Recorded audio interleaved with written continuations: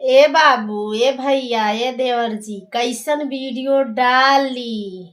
हाँ, हमार वीडियो वाला अच्छा नहीं लगता कि ये भवियों के याद करी, ये दीदियों के याद करी, सबके नैहरे तो खिचड़ी गईल है। हाँ, हमरे नैहरे कब लेके अइबा लोगन, बतावा लोगन।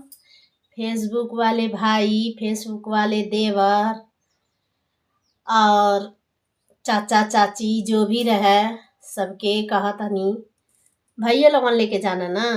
बतावा लोगन, हमारे तो कन्ना साल से खिचड़ी नहीं हमारे मायके से आवाला। तू हनी पसंद त एठी है अंगूठा दाब के दे द, एठी फॉलो कई के दे द, एठी लाइव कई के दे द। एक बहिन के सपोर्ट करा लोगन। बतावा लोगन, जे जे हमें बहिन अपन मानत हुई वो हमें सपोर्ट दी, आ जे जे भौजाई मानत हुई वो सपोर्ट दी, आ जे जे अपन बेटी मानत हुई वो सपोर्ट दी। बाय। आ तनी लाइक कर, तनी सब्सक्राइब कर। छी।